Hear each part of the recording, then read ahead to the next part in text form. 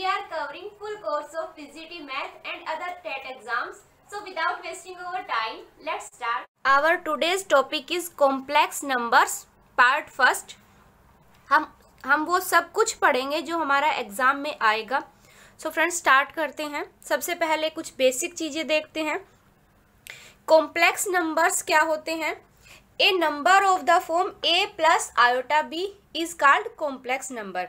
कभी भी कोई भी नंबर अगर हमारा इस फॉर्म में है a प्लस आयोटा b की फॉर्म में, उसको हम क्या बोलते हैं? Complex number. a जो है ये पार्ट हम बोलेंगे हमारा रियल पार्ट है. a is an real part और b जो है हमारे पास क्या होगा? Imaginary part. रियल पार्ट को कैसे डिनोट करते हैं? रियल पार्ट को real part of z and imaginary part को इमेजिनरी पार्ट ऑफ z. यहाँ पे z क्या है? a plus iota b. कोई भी कॉम्प्लेक्स नंबर को हम ऐसे डिनोट करते हैं a प्लस आयोटा b की फॉर्म में. अगर वो पूछता है, मान लीजिए एग्जांपल देखें, z इज इक्वल टू में 2 प्लस 3 आयोटा. इसने पूछा रियल पार्ट ऑफ z क्या होगा. अगर इसने पूछा रियल पार्ट ऑफ z क्या होगा, तो रियल पार्ट क्या होगा? 2. अच्छा, इमेजिनरी पार्ट ऑफ z क्या होगा हमारे पास? 3. जिसके साथ भी आयोटा दिखेगा आपको, जिसके साथ भी आयोटा दिखेगा वो आपका इमेजिनरी पार्ट होगा. जो सिंपल रियल नंबर दिखता है वो आपका क्या होगा? Real part of z. Next चलते हैं. नेक्स्ट है मॉडुलस ऑफ कॉम्प्लेक्स नंबर. किसी भी कॉम्प्लेक्स नंबर का अगर मॉडुलस निकालना है तो उस केस में कैसे होगा? देखिए, कॉम्प्लेक्स नंबर हमारे पास इस फॉर्म का होता है z इज इक्वल टू में a प्लस आयोटा b. इस फॉर्म में होता है हमारे पास कॉम्प्लेक्स नंबर. a और b कोई भी क्या होते हैं? Real numbers. यहाँ पे a और b हमारे पास क्या होते हैं? कोई भी रियल नंबर्स होते हैं. Complex number z is equal to में a प्लस आयोटा b की फॉर्म में होता है. a और b कोई भी रियल नंबर्स होते हैं. तो इसका मॉडुलस कैसे निकालते हैं? इसका मोड इज इक्वल टू में a square plus b square इसका root. a square plus b square इसका रूट. जैसे एग्जाम्पल है, find the modulus of 3 plus 4 iota.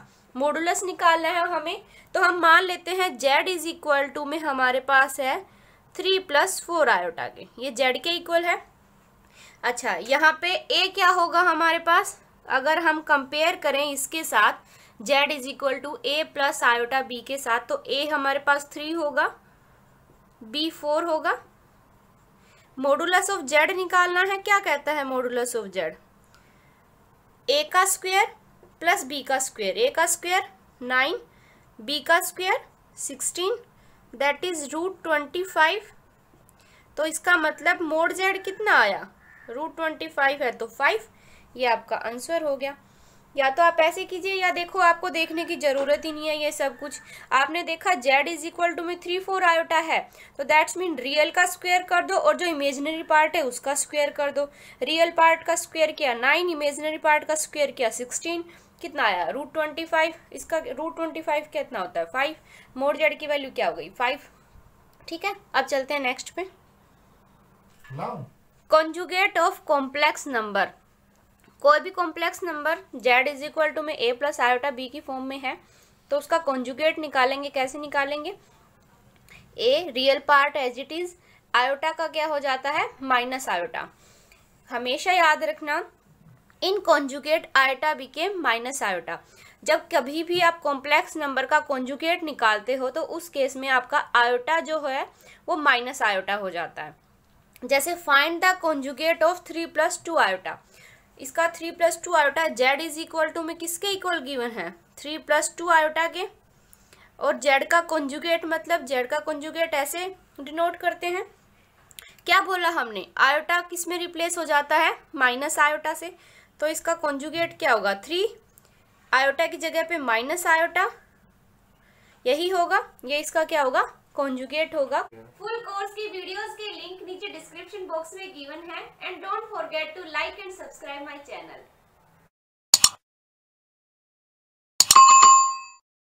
Next देखते हैं क्या है हमारे पास. नेक्स्ट है हमारे पास इनवर्स ऑफ कॉम्प्लेक्स नंबर. कभी भी मल्टीप्लिकेटिव इनवर्स निकालते हैं कॉम्प्लेक्स नंबर का, तो क्या होगा? जेड इनवर्स किसके इक्वल होगा, जेड का conjugate upon modulus of z का स्क्वायर, जेड का conjugate upon modulus of z का स्क्वायर। जैसे अगर मान लीजिए हमारे पास जेड इज इक्वल टू में ए प्लस आयोटा बी की फॉर्म में है, तो इसका जेड इनवर्स निकालेंगे। कैसे निकालेंगे, जेड का कॉन्जुगेट, इसका कॉन्जुगेट कैसे निकालेंगे, आयोटा की जगह पे माइनस आयोटा हो जाएगा, a minus iota b upon mod z का स्क्वायर, इसका मोड जेड कितना होगा, इसका a square plus B square और इसका भी स्क्वायर। तो क्या बना अपने पास, a minus iota b upon a square plus B square. इस तरीके से आपको जेड इनवर्स निकालना है। जैसे एग्जाम्पल है, find the multiplicative inverse of 2 minus 3 iota is, क्या होगा, हमारे पास जेड गिवन है कितना, 2 minus 3 iota. Okay, z inverse का फॉर्मूला क्या है आपके पास, modulus of z upon conjugate of z upon modulus of z का होल स्क्वायर। अच्छा, अगर जेड आपके पास 2 माइनस 3 आयोटा है तो जेड इनवर्स कितना हो जाएगा, 2, और आयोटा की जगह पे माइनस आयोटा करते हैं, माइनस ऑलरेडी है तो कितना होगा, 2 प्लस 3 आयोटा, और मॉडुलस ऑफ जेड कितना होगा, मॉडुलस ऑफ जेड कैसे निकालते हैं, रियल पार्ट का स्क्वायर 4 प्लस इमेजिनरी पार्ट का स्क्वायर 9 और इस पूरे का root, that is mod Z हमारे पास कितना आया, √13। ठीक है, ये वैल्यू देखो, मोड जेड भी, जेड का कॉन्जुगेट भी पता है, मोड जेड भी पता है, वैल्यू पुट कर देते हैं। मोड जेड, जेड का कॉन्जुगेट कितना है, 2 plus 3 iota upon mod z कितना है, √13, और इसका क्या लेना है, स्क्वायर। क्या आया आपके पास, 2 plus 3 iota upon 13, that is, आप इसको ऐसे भी लिख सकते हो, Z inverse is equal to में 2 अपॉन 13 प्लस 3 अपॉन 13 आयोटा। ये क्या हो गया आपका, मल्टीप्लिकेटिव इनवर्स होगा इसका, 2 माइनस 3 आयोटा का मल्टीप्लिकेटिव इनवर्स कितना होगा, 2 अपॉन 13 प्लस 3 अपॉन 13 आयोटा। इस तरीके से आपको मल्टीप्लिकेटिव इनवर्स निकालना है, ये लर्न कर लेना आप। कभी कभी क्वेश्चन में पूछा गया है एग्जाम में कि मल्टीप्लिकेटिव इनवर्स क्या होगा, कोई भी कॉम्प्लेक्स नंबर दे देता है और पूछता है इसका मल्टीप्लिकेटिव इनवर्स क्या होगा। अब चलते हैं नेक्स्ट टॉपिक पे।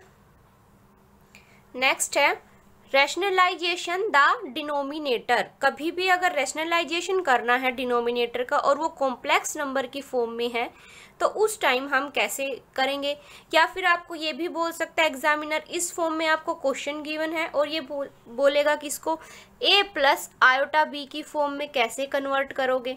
या तो आपके पास एग्जामिनर ऐसे ही क्वेश्चन डालेगा कि इस फॉर्म में आपको क्वेश्चन दे देगा और पूछेगा a प्लस आयोटा बी की फॉर्म में ये क्या बनेगा। ठीक है, उस केस में हम क्या अप्लाई करेंगे, रैशनलाइजेशन करेंगे। कैसे करेंगे, देखो ये क्वेश्चन आपको गिवन है और इसका रैशनलाइजेशन करेंगे तो क्या करेंगे, जो नीचे वाली टर्म है अगर यहाँ पे माइनस है तो यहाँ पे प्लस करके इसको मल्टीप्लाई करेंगे, अगर यहाँ पे प्लस होता तो यहाँ पे माइनस हो जाता। ठीक है, मल्टीप्लाई भी करेंगे और इसी नंबर से हम डिवाइड भी करेंगे। वो इसलिए क्या, ताकि नीचे हमारे पास कोई भी रियल नंबर बन जाए, कोई भी रियल नंबर बन जाए, ताकि नीचे हमारे पास कोई भी रियल नंबर बन जाए हमारे पास, इसलिए हमने इसका रैशनलाइजेशन किया। देखो नीचे हमारे पास रियल नंबर बनेगा, कैसे देखते हैं, देखिए इसको मल्टीप्लाई करो आप, 5 को 1 से किया 5 को √2 आयोटा से करोगे तो 5 √2 और आयोटा। ठीक है, √2 आयोटा को करोगे 1 से, √2 आयोटा,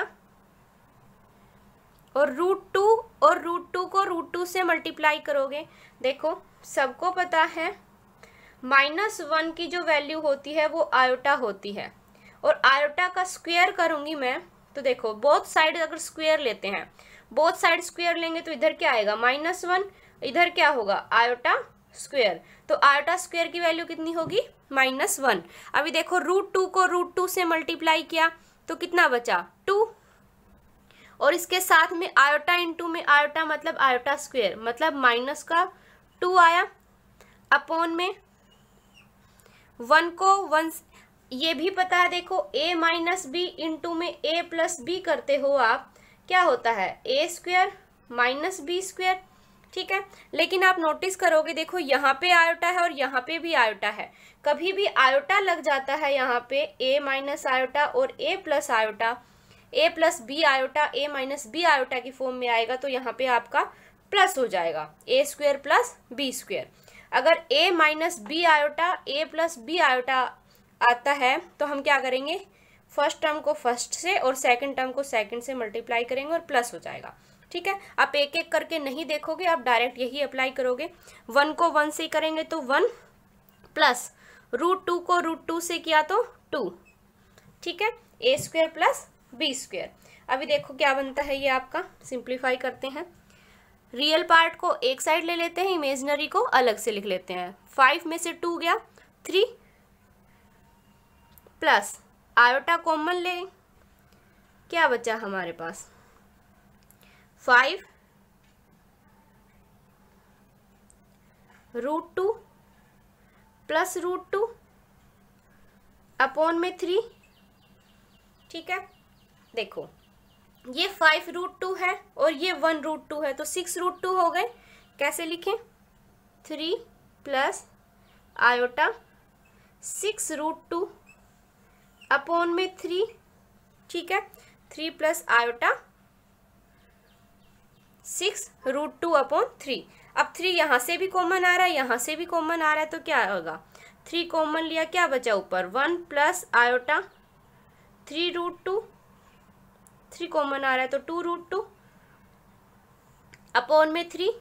अब 3 से तो 3 कैंसिल हो गया, तो क्या बचा आपके पास 1 प्लस 2 √2 आयोटा, ये क्या हो गया, रैशनलाइजेशन करने पे ये नंबर आपको मिलता है। अगर उसने पूछा होता a प्लस आयोटा b की फॉर्म में फाइंड करो तो आपका आंसर यही हो जाता। रैशनलाइजेशन करेंगे किसी भी नंबर का तो क्या होगा, जो नीचे वाले टर्म है डिनोमिनेटर में जो टर्म है उसको देखेंगे हम, उसके अकॉर्डिंग हम उसका रैशनलाइजेशन करते हैं। अगर यहाँ पे माइनस का साइन है तो ऊपर प्लस वाले टर्म से ही मल्टीप्लाई करेंगे, प्लस वाले टर्म से ही, बोथ न्यूमिनेटर और डिनोमिनेटर में दोनों साइड हम उसी से मल्टीप्लाई करेंगे, उसको सिंप्लीफाई करेंगे, हमारे पास a प्लस आयोटा b की फॉर्म में आ जाता है। कभी भी अगर वो z कॉन्जुगेट पूछता है इसका, तो हम सबसे पहले इसको a प्लस आयोटा b की, अगर उसने पूछा होता इसका z कॉन्जुगेट निकालो क्या होगा, तो उसके लिए हम क्या करते, उसको पहले सबसे पहले a प्लस आयोटा b की फॉर्म में कन्वर्ट करते, इस फॉर्म में हम उसको कन्वर्ट करते हैं, फिर उसका कॉन्जुगेट निकालते हैं। अब जैसे इसका कॉन्जुगेट निकालते तो 1 माइनस 2 √2 आयोटा हो जाता। इस तरीके से क्वेश्चंस को सोल्व करना है। अगर ये बोलता है इसका जेड इनवर्स निकालो, जेड इनवर्स निकालने के लिए भी सबसे पहले हमें इसको a प्लस आयोटा b की फॉर्म में कन्वर्ट करना होता, उसके बाद हम उसका इनवर्स निकालते। कभी भी क्वेश्चन में जेड कॉन्जुगेट पूछे या जेड मॉडुलस पूछे या जेड इनवर्स पूछे, इस टाइप से क्वेश्चन गिवन हो कि Z1 अपॉन Z2 की फॉर्म में अगर क्वेश्चन गिवन है और उसने पूछा है उसका Z कॉन्जुगेट निकालो, Z मॉडुलस निकालो या Z इनवर्स निकालो, तो हमेशा उस क्वेश्चन को सबसे पहले रैशनलाइजेशन करके उसका a प्लस आयोटा b की फॉर्म में कन्वर्ट करेंगे उस क्वेश्चन को। इस फॉर्म में कन्वर्ट करने के बाद हम उसका कॉन्जुगेट भी निकाल सकते हैं, मॉडुलस भी निकाल सकते हैं और इनवर्स भी निकाल सकते हैं। ठीक है, अब चलते हैं नेक्स्ट पे। आई होप आपको समझ आ गया होगा। नेक्स्ट है इंटीग्रल पावर ऑफ आयोटा। देखो आयोटा हमारे पास किसके इक्वल होता है, जब हम √-1 की वैल्यू निकालते हैं वो हमारे पास क्या होता है, आयोटा। ठीक है, और सबको पता है इसका बोथ साइड स्क्वायर लेंगे तो क्या होगा, -1 इज इक्वल टू में आयोटा स्क्वायर। याद रखना कि आयोटा की पावर 4 इंटू में समथिंग होती है, आयोटा की पावर 4 के मल्टीपल में आती है अगर, वो हमेशा क्या होगी 1। ये आपको लर्न करना है। आयोटा की पावर 4 के अगर मल्टीपल में आती है तो उसकी वैल्यू हमेशा क्या होगी 1 होगी। ये आप लर्न कर लेना। ठीक है, देखो नोट है आपके पास, अगर सम करते हो of 4 consecutive power of iota is always क्या होगा। जैसे कि लगातार जो पावर है, अगर पावर n है तो उसके बाद n+1 होगी, पावर n+2 होगी, फिर उनके पास n+3 होगी, और उनका सम करते हैं तो वो ऑलवेज क्या होगा, 0। वो हमेशा क्या होगा, 0। तो जैसे आयोटा की पावर n है, फिर n+1 है, फिर n+2 है, फिर आयोटा की पावर n+3 है, और इसने पूछा इनका सम क्या होगा, तो ये नोट क्या कहता है कि सम क्या होगा उसका, 0। तो आंसर क्या होगा, 0। जैसे एग्जाम्पल है, आयोटा की पावर 1000, आयोटा की पावर 1001, फिर प्लस है आयोटा की पावर 1002 प्लस आयोटा की पावर 1003 इज इक्वल टू में क्या होगा।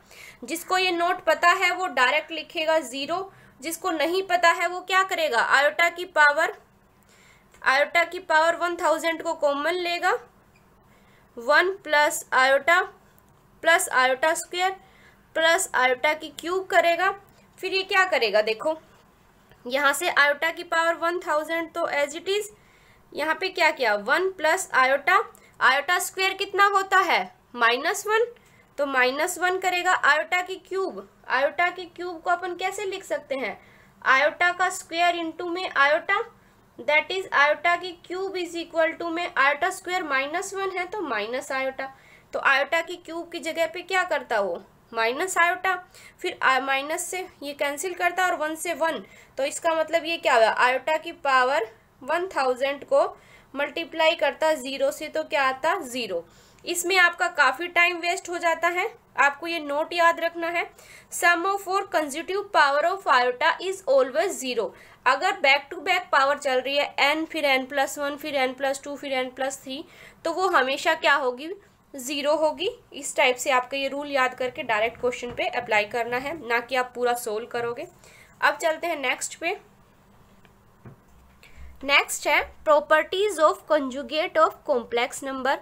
ये आपको सारी प्रॉपर्टी लर्न होनी चाहिए एग्जाम के पर्पज से, क्योंकि ये आपकी एग्जाम में यूज होती हैं क्वेश्चनों में, तो इनको आप लर्न कर लेना। देखो क्या है, जेड कॉन्जुगेट का कॉन्जुगेट अगर निकालते हैं वो हमेशा जेड होगा, जेड कॉन्जुगेट का फिर कॉन्जुगेट क्या होगा, जेड होगा।